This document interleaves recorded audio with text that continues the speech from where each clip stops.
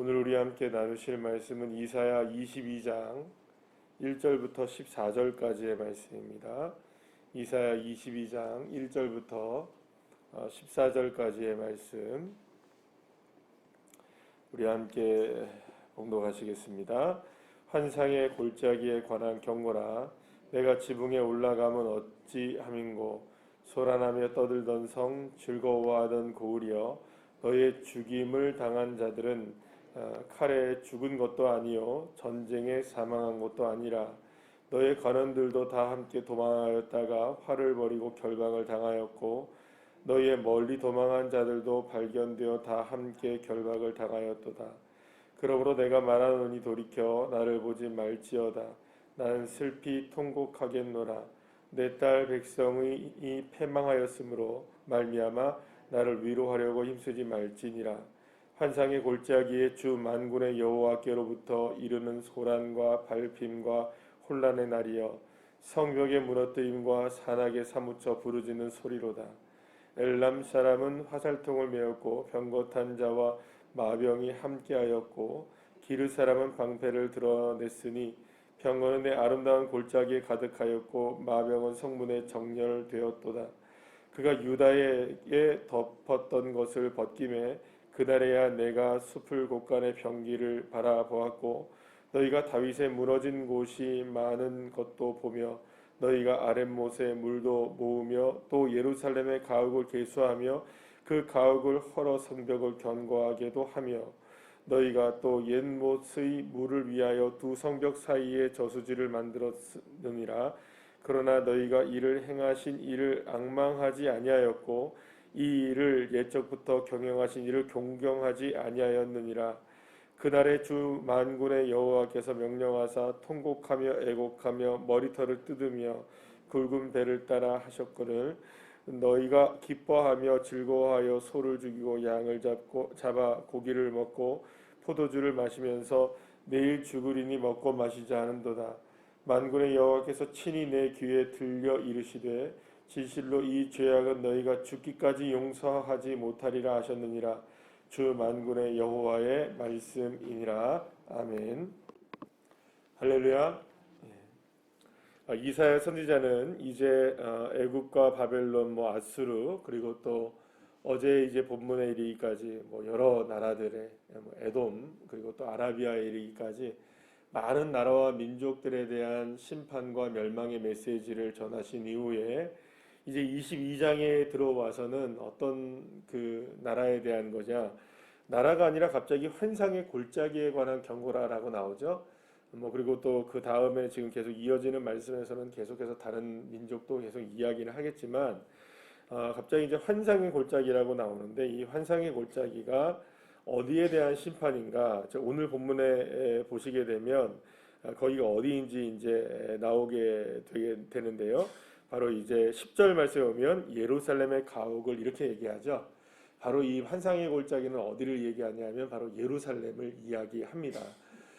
그래서 이 예루살렘에 관한 경고가 갑자기 나오게 된 이유가 뭐냐면, 지금까지 많은 나라와 민족들에 대한 심판에 대한 경고의 메시지가 계속 이어지는 가운데 사실은 이 심판의 목적이 누구를 향하고 있는 겁니까? 지금 사실은 첫 번째 칼날은 이스라엘과 예루살렘을 향한 거거든요. 유다.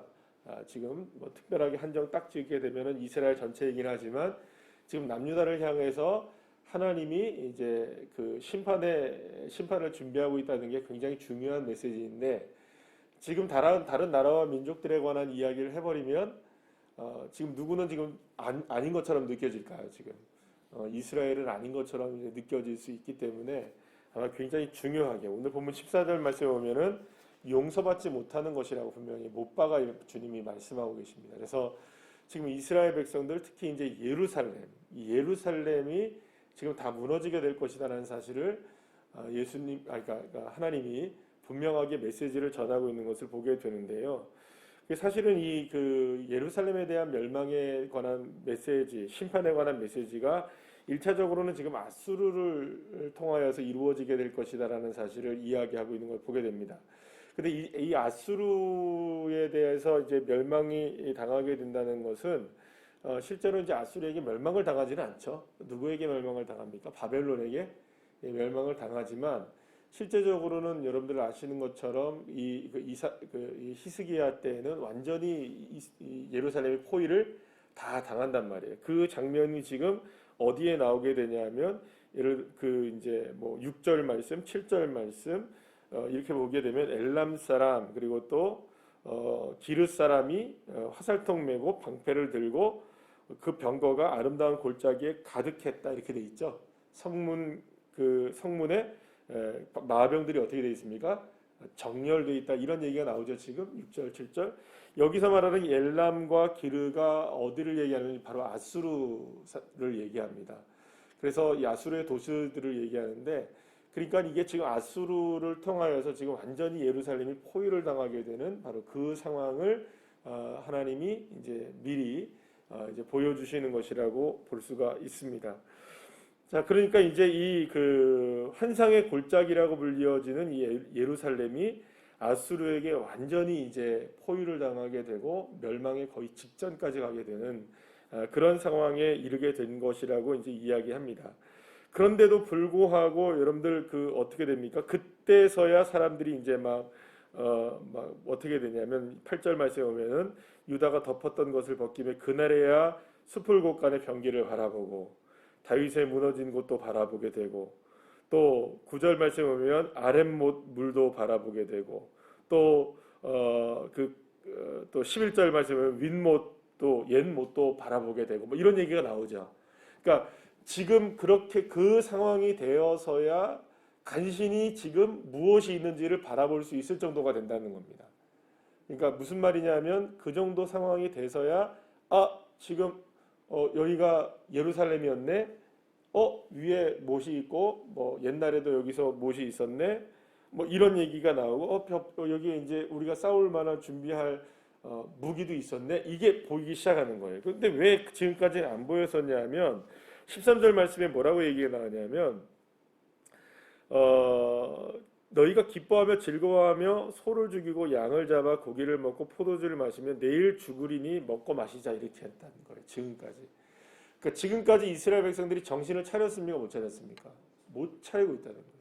그러니까 지금 하나님이 지금 이토록 지금 경고를 하시고 수없이 많은 경고의 음성들이 있었을까요? 없었을까요? 있었어요. 안 된다. 이렇게 되면 안 된다. 저렇게 되면 안 된다. 이렇게 살아서는 안 된다. 이렇게 되면 안 된다.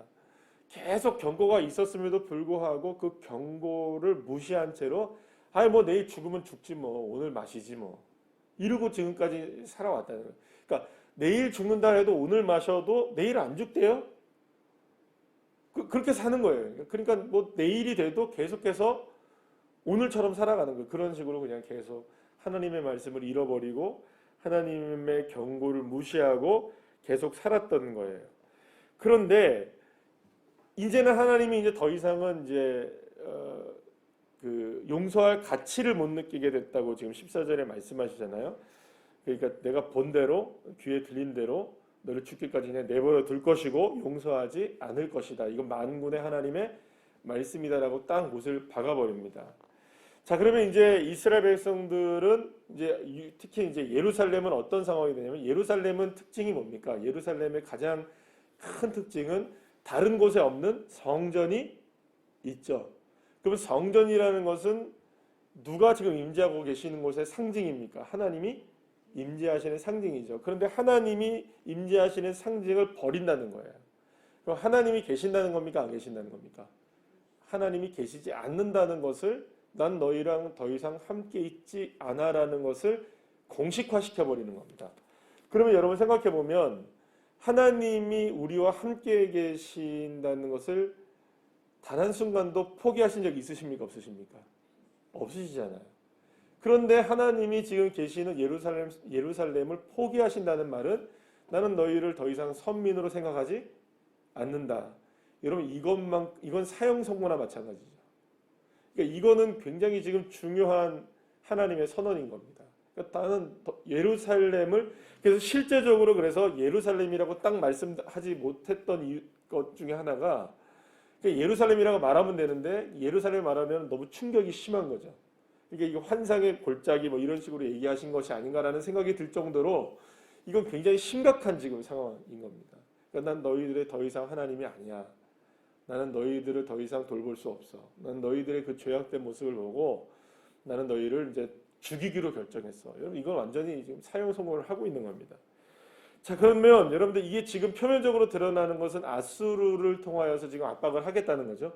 그죠? 지금 말씀드린 대로 엘람과 그다음에 기르 사람들이 와가지고 뭐 병거를 가지고 오고 황폐를 가지고 오고 해서 골짜기에 가득한 마병들이 있었고 이게 지금 전부 다 실제로 이루어지는 일입니다. 자, 그러면 만약에 지금 전쟁이 딱 일어나면 이스라엘은 예루살렘은 무엇 때문에 망하는 거냐? 전쟁 때문에 망하는 거죠. 예, 그렇죠. 표면적으로는 누구 때문에 망하는 겁니까? 아수르 때문에 망하게 될 수 있는 상황인 거예요. 2절 말씀에 보면은 의외의 말씀을 하나님이 하십니다. 뭐라고 얘기하시냐면 소란하며 떠들던 성 즐거워하던 고울이여 너의 죽임을 당한 자들은 칼에 죽은 것도 아니고 전쟁에 사망한 것도 아니다. 이렇게 얘기해요. 실제로는 여러분들 만약에 보게 되면 진짜로 만약에 그 예루살렘이 멸망하게 되면 전쟁으로 멸망하는 거 맞죠? 그렇죠? 칼에 죽는 거 맞죠? 그런데 칼에 죽는 것도 아니고 전쟁 때문에 죽는 것도 아니다 이렇게 얘기를 하세요. 그러면 도대체 뭐 때문에 죽는 거냐? 여기서 이제 이야기하고 있는 게 뭐냐면 실제적으로는 분명히 말씀드린 대로 전쟁 때문에 죽는 거가 맞겠죠. 네, 전쟁 때문에. 그러니까 이 말은 무슨 말이냐? 실제적으로 우리에게 일어나는 일들도 현실적인 일들의 문제로 인하여 부딪히게 된다는 게 맞죠. 예를 들어서 우리가 지금 만약에 어떤 고통을 당하고 있다 그러면 뭐 그거 여러 가지 문제들이 있겠지만 대표적으로 뭐겠어요? 건강의 문제든지 뭐 물질의 문제든지 어떤 뭐 관계의 문제든지 그런 것들이 우리의 삶의 문제로 다가오겠죠, 그죠? 실제적인 문제는 그거겠죠, 그죠? 예. 그러니까 그런 문제들이 실제적으로 우리에게 아 이게 돈의 문제구나, 아 이게 건강의 문제구나, 이거 관계의 문제구나, 이 가족의 문제구나, 사람의 문제구나 이런 식으로 우리에게 실제로는 그렇게 다가온다는 거예요. 그런데 하나님 뭐라고 말씀하시냐면 그게 아니라는 거예요. 문제는 드러나는 거는 아수르가 진짜로 막 예루살렘을 포위해서 전쟁과 칼에 지금 죽임을 당할 위기에 처한 건 맞긴 맞으나 원인은 그게 아니라는 거예요. 이해가 되십니까? 그러니까 현상으로 드러나는 거는 그 모습일지 모르지만 그게 이유는 아니다. 원인은 아니다라는 거예요. 이건 현상으로 드러나는 문제가 있을지라도 그 현상만 바라보고 그걸 쫓아다니다 보니까 지금 이스라엘이 어떤 상황이 온 겁니까? 아수르가 흥왕하면은 누구를 힘을 빌려가지고 아수르를 막으려고 하고 애굽이 힘이 강해지면 다른 사람이 힘을 빌려갖고 애굽을 막으려고 하고 바벨론이 힘이 강해지면 바벨론 힘 막으려고 다른 사람 또 끌어들이고 이래갖고 됐습니까? 안 됐습니까? 안 됐다는 거예요. 그러니까 돈을 돈으로 막고 건강을 건강으로 막고 사람을 사람으로 막아봤더니 안 됐다는 거예요. 계속. 그러면 돈은 돈으로 막으면 안 되고 사람은 사람으로 막으면 안 되고 건강은 건강으로 막으면 안 되느냐? 아 물론 여러분들 돈은 돈으로 막아야죠. 그죠? 건강은 건강으로 지켜야 되죠. 사람은 사람의 문제로 풀어야 되는 건 맞습니다. 그러나 그 모든 문제 속에 이면에 갖고 있는 문제가 뭐냐라는 거를 간과해버리면 아무리 그 문제를 쫓아가도 결국에는 계속 다람쥐 쳇바퀴 돌듯 그 문제에 얽매이게 되는 거예요. 여러분 우리가 우리 인생의 문제들 가운데 많은 문제들이 동일한 패턴으로 다가오죠. 우리가 인생을 살아와도 물론 뭐 늘 언제나 다이나믹한 인생을 우리가 이제 살아가고 있지만 늘 뭐 버라이어티 하잖아요. 우리 인생 자체가. 그런데 그럼에도 불구하고 내가 살아가는 인생을 보게 되면은 그 인생에서 어떤 문제들이 나올 때 그 문제들은 대부분들 비슷한 패턴으로 다가옵니다. 요때쯤 맞아. 또 이런 문제네. 또 이 문제네. 그리고 또 그 문제죠. 물론 막 전혀 새로운 문제가 다가오는 것들도 있겠지만 대부분들 비슷한 문제들입니까? 아니면 다른 문제들입니까? 그렇죠. 우리 인생이 내가 비슷하기 때문에 내가 그렇게 변하지 않기 때문에 실질적으로는 나에게 비슷한 문제들로 다가옵니다. 그럼 여러분 그 문제들을 이겨낼 수 있는 방법을 그 방법 똑같은 방법으로 계속 써서는 이게 잠깐 동안에 유예는 돼요. 그죠? 지금 우리나라가 지금 문제가 심각해지는 것 중에 하나가 뭐냐면 이 코로나를 겪으면서 자영업자들에게 대출을 계속 해줬단 말이에요. 저리로. 막 장사가 안 되니까 뭘 해줘야 됩니까? 일단은 버티고 견뎌내야 되니까 돈을 막 찍어서 대출을 해줬단 말이에요. 근데 대출에 뭐가 오는 거예요, 지금 이제? 3년 지나니까 만기가 오잖아요. 근데 지금 그 만기를 다시 연장해 주려니까 그때처럼 금리를 낮춰서 줄 수가 없는 거예요. 그럼 어떻게 해야 될까요? 고리로? 만약 예를 들어 1%만 오른다 할지라도 2%만 오른다 할지라도 지금 그때보다 기준금리가 올랐습니까? 안 올랐습니까?